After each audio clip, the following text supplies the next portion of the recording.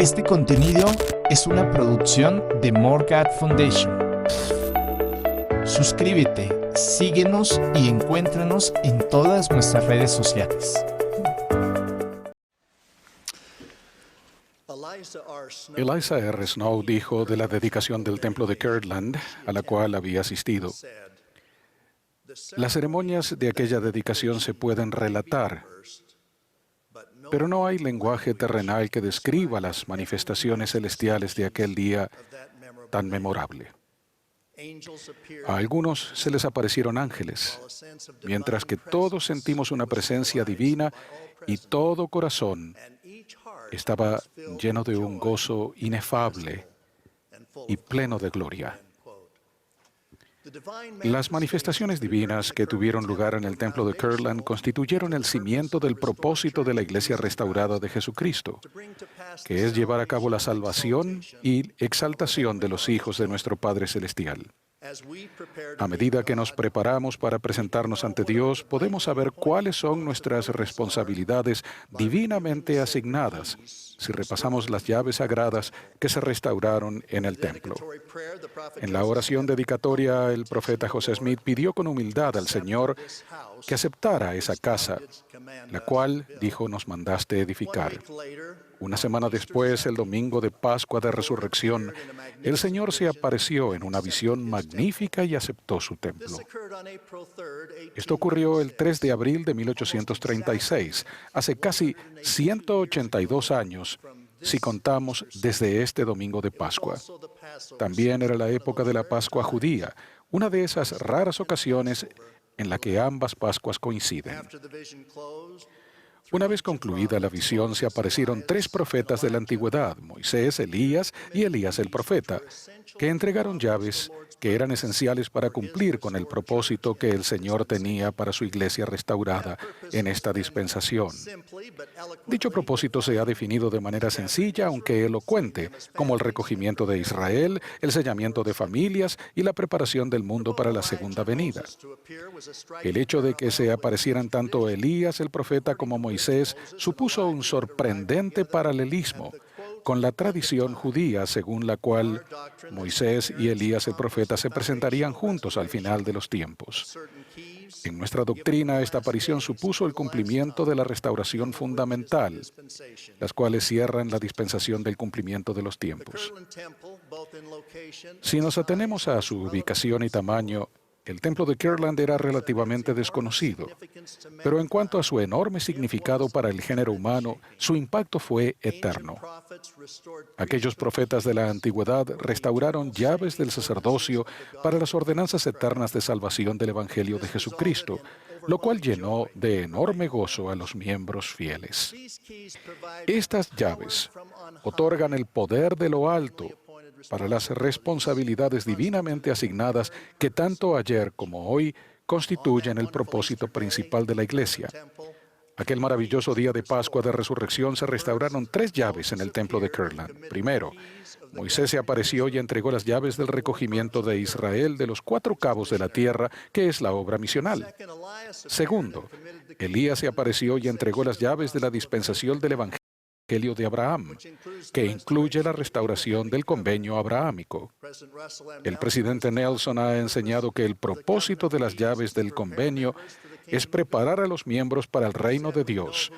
Él mismo dijo: sabemos quiénes somos y lo que Dios espera de nosotros.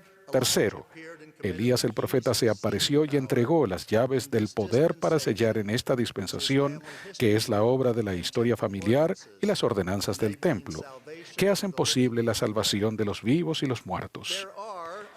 Hay tres consejos ejecutivos en las oficinas generales de la Iglesia que, bajo la dirección de la primera presidencia y el quórum de los 12, supervisan estas tres responsabilidades divinamente asignadas de acuerdo con las llaves que se restauraron en el templo de Kirtland.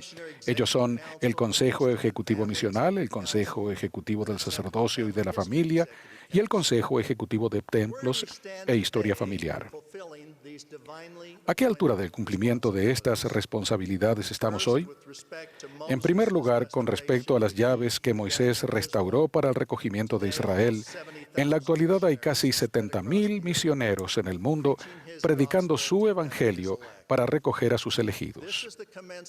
Este es el comienzo del cumplimiento de la obra grande y maravillosa que Nefi previó tanto entre los gentiles como en la casa de Israel. Nefi vio nuestra época cuando los santos de Dios estarían sobre la faz de la tierra, aunque sus números serían pequeños a causa de la iniquidad.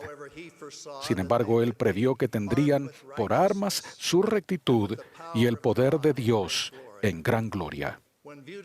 Cuando se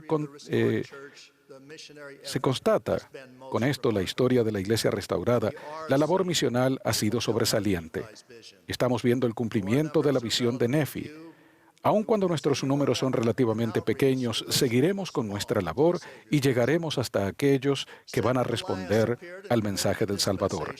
En segundo lugar, Elías se apareció y entregó la dispensación del Evangelio de Abraham, declarando que en nosotros y en nuestra descendencia serían bendecidas todas las generaciones de la tierra.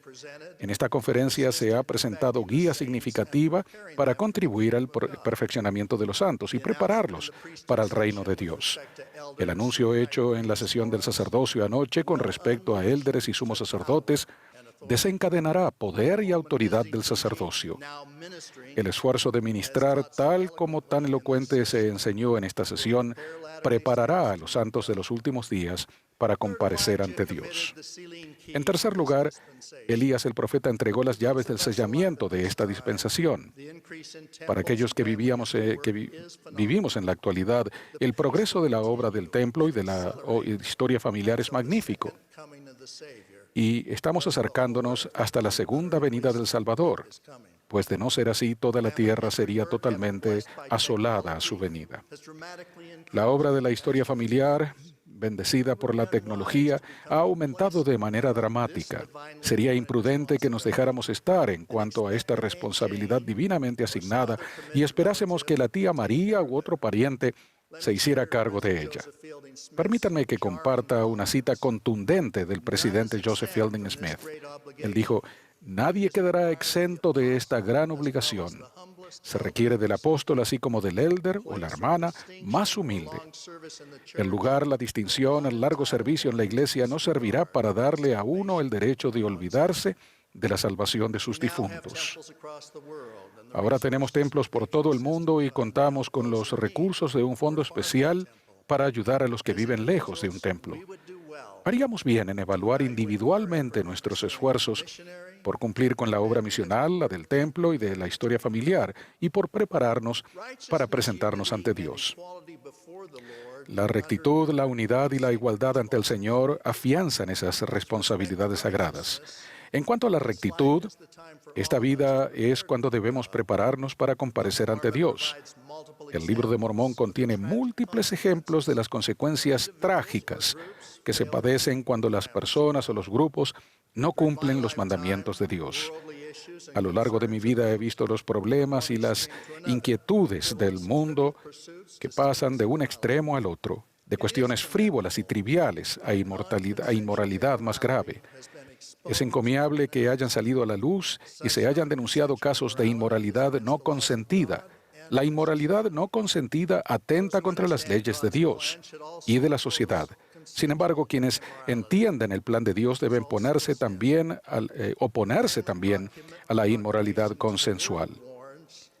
La proclamación para el mundo nos advierte que las personas que violan los convenios de castidad, que maltratan o abusan a su cónyuge o a sus hijos, o a cualquier otra persona, un día deberán responder ante Dios. Al mirar a nuestro alrededor, vemos la devastación de la iniquidad y la adicción en cada esquina. Si realmente nos preocupa el juicio final de nuestro Salvador, debemos procurar arrepentirnos. Temo que muchas personas ya no se sienten responsables ante Dios y no se vuelven a las Escrituras ni a los profetas. Si como sociedad contempláramos las consecuencias del pecado, habría una oposición masiva a la pornografía y a la cosificación de la mujer. Alma le dijo a su hijo Coriantón en el Libro de Mormón: «La maldad nunca fue felicidad». En cuanto a la unidad, el Salvador declaró: «Si no sois uno, no sois míos». Sabemos que el espíritu de contención es del diablo. Es imperativo de las Escrituras en cuanto a la unidad, el imperativo de las Escrituras está ampliamente desplazado en nuestra época. En muchos países, si no en la mayoría, la gente está profundamente dividida en cuanto a la manera de vivir. Un aspecto importante de la formación académica ha sido el hincapié que se ha hecho en las luchas de poder, el privilegio y la opresión. La única cultura a la que nos adherimos y que enseñamos es la de la Iglesia de Jesucristo de los Santos de los Últimos Días. Con respecto a la obra misional, los requisitos principales del bautismo son humillarse uno mismo ante Dios y presentarse con un corazón quebrantado y un espíritu contrito ante Él. La formación académica, la riqueza, la raza o la nacionalidad ni siquiera se tienen en cuenta. Además, los misioneros sirven humildemente allí donde se les llama. No intentan prestar servicio según los estándares del mundo relativos al estatus social ni a la preparación para sus futuras carreras. Ellos sirven con todo su corazón, alma, mente y fuerza allí donde se les asigna. No eligen a sus compañeros de misión y procuran desarrollar atributos cristianos con diligencia, pues tal es la esencia de la cultura de Jesucristo. Las Escrituras nos brindan guía para las relaciones más importantes. El Salvador enseñó que el primer mandamiento era amar al Señor y el segundo, amar a tu prójimo como a ti mismo. Posteriormente, explicó que todos son nuestro prójimo. El Libro de Mormón deja bien en claro que no debe haber hitas, tribus ni clases. Debemos estar unidos y ser iguales. Las ordenanzas sagradas y las responsabilidades divinas se basan en esta premisa. Imagino que sus experiencias en el templo son similares a las mías. Cuando terminaba mi jornada laboral en San Francisco y llegaba al templo de Oakland, experimentaba un sentimiento incontenible de amor y paz. Una parte importante de ello consistía en sentir que estaba más cerca de Dios y de sus propósitos. Las ordenanzas de salvación eran mi objetivo principal, pero una parte importante de aquellos bellos sentimientos era la igualdad y la unidad que se respiraba en el templo.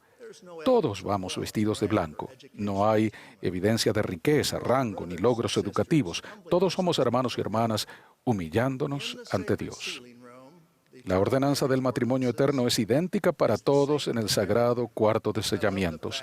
Me encanta el hecho de que la pareja procedente del contexto más humilde y la que viene del más acaudalado tiene exactamente la misma experiencia.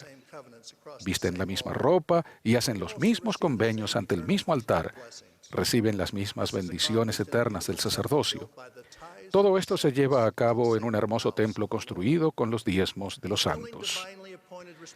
Cumplir las responsabilidades divinamente asignadas, basadas en rectitud, unidad e igualdad ante el Señor, nos brinda felicidad personal y paz en este mundo y nos prepara para la vida eterna en el venidero. Rogamos que cada uno de ustedes, sin importar sus circunstancias actuales, se reúna en consejo con su obispo y sea digno de recibir una recomendación para el templo. Agradecemos que haya muchos miembros preparándose para ir al templo. Durante años ha habido un aumento considerable de esta obra.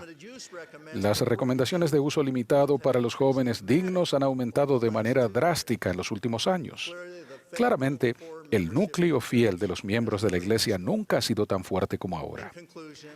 Para terminar, tengan la certeza de que los líderes generales que presiden sobre los objetivos divinamente asignados de la Iglesia reciben ayuda divina, la cual procede del Espíritu y a veces directamente del Salvador. Se reciben ambos tipos de guía espiritual y estoy agradecido por haberla recibido yo. La guía se recibe en el tiempo del Señor línea por línea, precepto por precepto, cuando un Señor omnisciente deliberadamente decide instruirnos. La guía para toda la Iglesia se recibe únicamente a través de su profeta. Todos hemos tenido en esta conferencia el privilegio de sostener al presidente Russell Nelson como profeta y presidente de la Iglesia de Jesucristo de los Santos de los Últimos Días.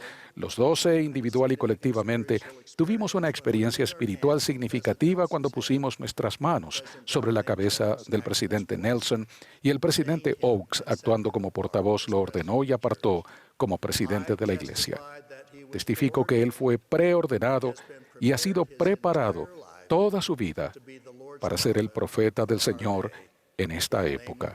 En el nombre de Jesucristo. Amén.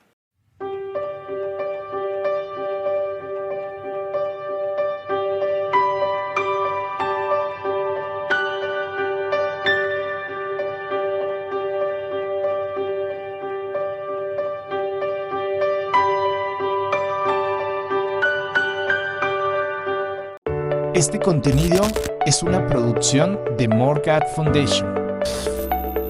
Suscríbete, síguenos y encuéntranos en todas nuestras redes sociales.